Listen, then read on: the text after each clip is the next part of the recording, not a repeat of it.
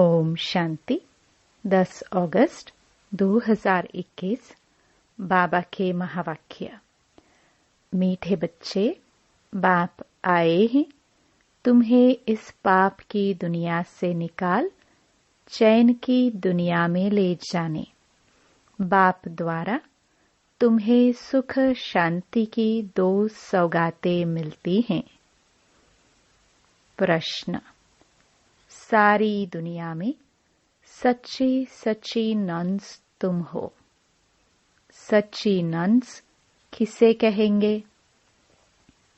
उत्तर: सच्ची नन्स वह जिनकी बुद्धि में एक की याद हो, अर्थात नन बट वन।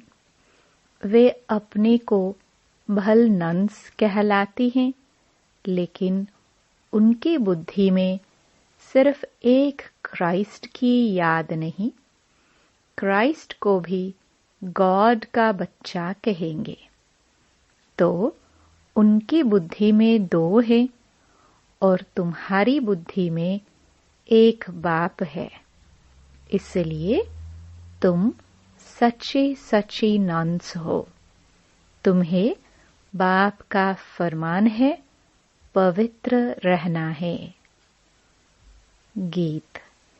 इस पाप की दुनिया से ओम शांति।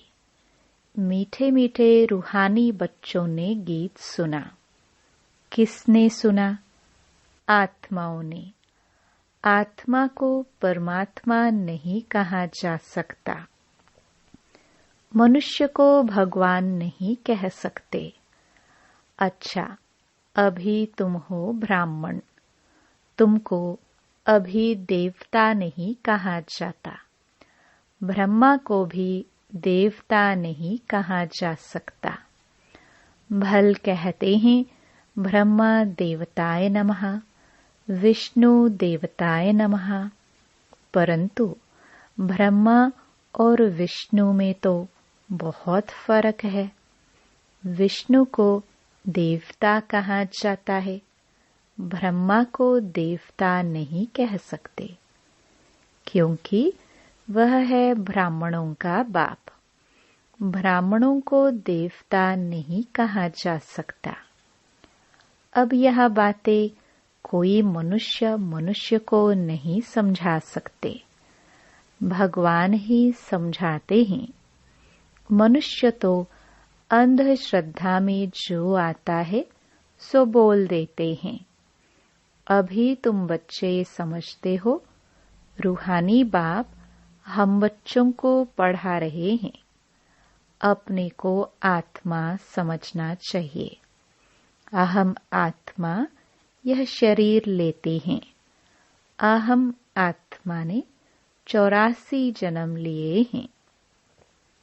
जैसे जैसे कर्म करते हैं वैसे शरीर मिलता है। शरीर से आत्मा अलग हो जाती है तो फिर शरीर से प्यार नहीं रहता, आत्मा से प्यार रहता है। आत्मा में भी प्यार तब है जबकि आत्मा शरीर में है। पितरों को मनुष्य बुलाते हैं। शरीर तो उनका खत्म हो गया, फिर भी उनकी आत्मा को याद करते हैं, इसलिए ब्राह्मण में बुलाते हैं। कहते हैं फलाने की आत्मा आओ, यह भोजन आकर खाओ। गोया आत्मा में मोह रहता है, परंतु पहले शरीर में मोह था। वह शरीर याद आता था। ऐसे नहीं समझते कि हम आत्मा को बुलाते हैं। आत्मा ही सब कुछ करती है। आत्मा में अच्छे व बुरे संस्कार रहते हैं। पहले पहले हैं देह अभिमान, फिर उसके बाद और विकार आते हैं। सबको मिलाकर कहा जाता है विकारी। जिसमें यह विकार नहीं है उनको कहा जाता है निर्विकारी। यह तो समझते हो बरोबर भारत में जब देवी देवता थे तो उनमें दैवी गुण थे। इन लक्ष्मी नारायण का है ही देवी देवता धर्म। जैसे क्रिश्चियन धर्म में मेल अथवा फीमेल सब क्रिश्चियन हैं, यह भी कहा जाता है देवी देवता। राजा रानी प्रजा सब देवी देवता धर्म के हैं। यह बहुत ऊंच सुख देने वाला धर्म है। बच्चों ने गीत भी सुना। यह आत्मा ने कहा कि बाबा ऐसी जगह ले चलो जहां मुझे चैन शांति हो। वह तो है सुख धाम और शांति धाम। यहाँ बड़े बेचैन हैं। सतयुग में बेचैनी होती नहीं।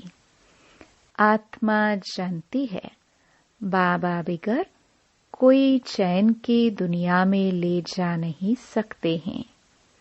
बाप कहते हैं मुक्ति और जीवन मुक्ति, यह दो सौगातें मैं कल्प कल्प लाता हूँ, परंतु तुम भूल जाते हो। ड्रामा में भूलना ही है। सब भूल जाए तब तो मैं आऊं। अभी तुम ब्राह्मण बने हो। तुमको निश्चय है हमने 84 जन्म लिए हैं। जो पूरा ज्ञान नहीं उठाएंगे वह पहले नई दुनिया में भी नहीं आएंगे। त्रेता व त्रेता के अंत में आ जाए। सारा मदार है पुरुषार्थ पर। सतयुग में सुख था। इन लक्ष्मी नारायण का राज्य था। अच्छा, इसके अगले जन्म में यह कौन थे किसको पता नहीं है। अगले जन्म में यह ब्राह्मण थे। उससे पहले शूद्र थे। वर्णों पर तुम अच्छी रीति समझा सकते हो। अभी तुम समझते हो हम 21 जन्म के लिए चैन पाएंगे। बाबा हमको वह रास्ता बता रहे हैं। हम अभी पतित हैं, इसलिए बेचैन हैं, दुखी हैं। जहाँ चैन हो उसको सुख शांति कहेंगे। तो अब तुम बच्चों की बुद्धि में आदि मध्य अंत का ज्ञान है। समझते हो बरोबर सतयुग में भारत कितना सुखी था। दुख अथवा बेचैनी का नाम नहीं था। अभी तुम पुरुषार्थ कर रहे हो स्वर्ग में जाने लिए। अभी तुम बने हो ईश्वरीय संप्रदाय के और वह है आसुरी संप्रदाय के। कहते हैं ना पाप आत्मा। आत्माएं अनेक हैं, परमात्मा एक है। सब ब्रदर्स हैं, सब परमात्मा हो नहीं सकते। इतनी थोड़ी सी बात भी मनुष्यों की बुद्धि में नहीं है। बाबा ने समझाया है यह सारी दुनिया बड़ा बेहद का टापू है। वह छोटे छोटे टापू होते हैं। इस बेहद टापू पर रावण का राज्य है। इन बातों को मनुष्य नहीं समझते हैं। वह तो सिर्फ कहानियां सुनाते रहते हैं। कहानी को ज्ञान नहीं कहा जाता। उनसे मनुष्य सद्गति को पा नहीं सकते। ज्ञान से सद्गति मिलती है। ज्ञान देने वाला है एक बाप, दूसरा ना कोई। भक्तों की भगवान ही आकर रक्षा करते हैं। मनुष्य मनुष्य की रक्षा नहीं कर सकते। शिव बाबा सभी बच्चों को वर्षा देते हैं। वह बाप भी है, शिक्षक भी है, सतगुरु भी है, वकील, बैरिस्टर भी है, क्योंकि जमघटों की सजा से छुड़ाने वाला है। सतयुग में कोई भी जेल में नहीं जाएंगे। बाप सबको जेल से छुड़ाते हैं। बच्चों की सर्वश्रेष्ठ सब मनोकामनाएं पूरी होती हैं।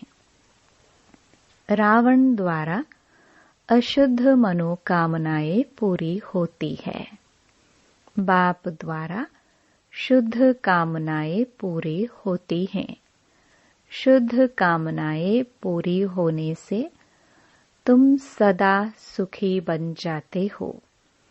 अशुद्ध कामना है पतित विकारी बनना।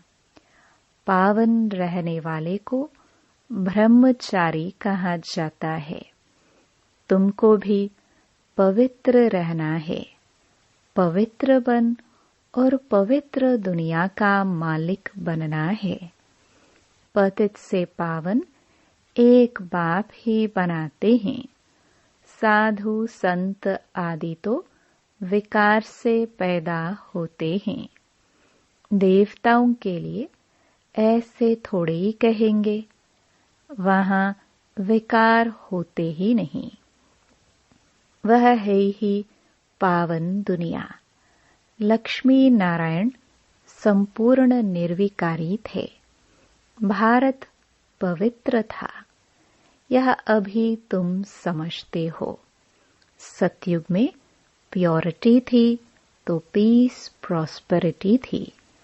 सब सुखी थे। रावण राज्य जब से हुआ है तो गिरते आए हैं। अभी तो कोई काम के नहीं रहे हैं। एकदम कौड़ी मिसल बन गए हैं। अब फिर हीरे मिसल बाप द्वारा बनते हो। भारत जब सतयुग था तो हीरे जैसा था। अब तो कौड़ी मिसल भी नहीं है। अपने धर्म का ही किसको पता नहीं पड़ता है। पाप करते रहते हैं। वहां तो पाप का नाम नहीं। तुम देवी देवता धर्म के नामी ग्रामी हो। देवताओं के ढेर चित्र हैं। और धर्मों में देखेंगे एक ही चित्र रहता है। क्रिश्चियन पास एक ही क्राइस्ट का चित्र होगा। बौद्धियों के पास एक ही बुद्ध का। क्रिश्चियन क्राइस्ट को ही याद करते हैं। उनको नन्स कहा जाता है। नन्स माना सिवाय एक क्राइस्ट के और कोई नहीं। इसलिए कहते हैं नन बट क्राइस्ट। ब्रह्मचारी रहते हैं। तुम भी नन्स हो। तुम अपने गृहस्थ व्यवहार में रहते नन्स बनती हो। एक ही बाप को याद करती हो। None but one. एक शिव बाबा, दूसरा ना कोई। उन्हों की बुद्धि में फिर भी दो आ जाते हैं। क्राइस्ट के लिए भी समझेंगे वह गॉड का बच्चा था, परंतु उनको गॉड की नॉलेज नहीं। तुम बच्चों को नॉलेज है। सारी दुनिया में ऐसा कोई नहीं जिसको परमात्मा की नॉलेज हो। परमात्मा कहाँ रहते हैं, कब आते हैं, उनका क्या पाठ चलता है, यह कोई नहीं जानते। भगवान को जानी जाननहार कहते हैं। समझते हैं वह हमारे दिल की बात को जानते हैं। बाप कहते हैं मैं नहीं जानता। हमको क्या पड़ी है जो हर एक के दिल को बैठ रीड करूंगा। हम आए ही हैं पतितों को पावन बनाने। अगर कोई पवित्र नहीं रहते हैं, झूठ बोलते हैं, तो नुकसान अपने को पहुंचाएंगे। गाया हुआ है, देवताओं की सभा में असुर जाकर बैठते थे। वहां अमृत बांटा जाता था। कोई विकार में जाकर फिर छिपकर आए बैठते तो वह असुर हुए ना। आप ही अपना पद भ्रष्ट कर देंगे। हर एक को अपना पुरुषार्थ करना है, नहीं तो अपनी ही सत्यानाश करते हैं। बहुत ऐसे हैं जो छिपकर बैठ जाते हैं, कहते हैं हम विकार में थोड़े जाते, परंतु विकार में जाते रहते हैं। यह गोया अपने को ठगते हैं, अपनी ही सत्यानाश करते हैं। परमपिता परमात्मा, जिसका राइट हैंड धर्मराज है, उनके आगे झूठ बोलते हैं तो खुद ही दंड के भागी बन पड़ते हैं। बहुत सेंटर्स में भी ऐसे होते हैं। बाबा जब पहली बार दिल्ली में गया था तो रोज एक आता था और विकार में जाता रहता था। पूछा जाता था, जबकि पवित्र नहीं रहते हो तो आते क्यों हो? कहता था, आऊंगा नहीं तो निर्विकारी कैसे बनूंगा। पवित्रता अच्छी लगती है, परंतु रह भी नहीं सकता हूँ। आखिरी तो सुधर जाऊंगा, नहीं आऊंगा तो बेड़ा नरक हो जाएगा और कोई रास्ता ही नहीं। इसलिए हमको यहाँ आना पड़ता है। बाप समझाते हैं, तुम वायुमंडल खराब करते हो, कहाँ तक ऐसे आते रहेंगे। पावन जो बनते हैं उनको पतित से जैसे घृणा आती है। कहते हैं, बाबा इनके हाथ का खाना भी अच्छा नहीं लगता। बाप ने युक्ति भी बताई है, खान पान की खिटपिट होती है। ऐसे तो नहीं नौकरी छोड़ देंगे, फिर युक्ति से चलाना होता है। कोई को समझाओ तो बिगड़ पड़ते हैं। पवित्र कैसे रहेंगे, यह तो कब सुना नहीं। सन्यासी भी रह नहीं सकते। जब घर बार छोड़ जाते हैं तब पवित्र रह सकते हैं, परंतु यह किसको पता नहीं कि यहाँ पतित पावन परमपिता परमात्मा पढ़ाते हैं। नहीं मानते, इसलिए विरोध करते हैं। शिव बाबा ब्रह्मा तन में आते हैं, कोई शास्त्र दिखाओ। यह तो गीता में लिखा हुआ है, मैं साधारण बूढ़े तन में आता हूँ। वह अपने जन्मों को नहीं जानते। यह तो लिखा हुआ है, फिर तुम कैसे कहते हो कि परमात्मा कैसे मनुष्य तन में आएंगे? पतित तन में ही आकर रास्ता बताएंगे ना। आगे भी आए थे और कहा था, मामेकम याद करो। वही परमधाम में रहते हैं और कहते हैं, मामेकम याद करो।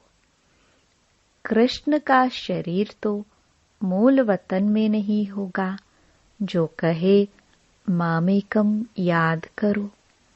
एक परमपिता परमात्मा ही साधारण तन में प्रवेश कर तुम बच्चों को कहते हैं मामेकम याद करो, तो इस योग अग्नि से तुम्हारे पाप कट जाएंगे। इसलिए ही मुझे पतित पावन कहते हैं। पतित पावन जरूर आत्माओं का होगा ना। पतित भी आत्मा ही बनती है। बाप कहते हैं, तुम पवित्र आत्मा 16 कला संपूर्ण थी, अभी 9 कला, बिल्कुल ही पतित बन गए हो। मैं कल्प कल्प आकर तुमको समझाता हूँ। तुम जो काम चिता पर बैठ पतित बन जाते हो, फिर ज्ञान चिता पर बिठाकर तुमको पावन बनाता हूँ। भारत में पवित्र प्रवृत्ति मार्ग था, अभी अपवित्र प्रवृत्ति मार्ग है। किसको भी चैन नहीं। अब बाप कहते हैं, दोनों ज्ञान चिता पर बैठो। हर आत्मा को अपने अपने कर्मों अनुसार शरीर मिलता है। ऐसे नहीं कि दूसरे जन्म में वही पति पत्नी आपस में मिलेंगे। नहीं, इतनी रेस कर ना सके। यह तो पढ़ाई की बात है ना। अज्ञान काल में हो सकता है। आपस में बहुत प्रेम है तो उनकी मनोकामनाएं पूरी हो सकती है।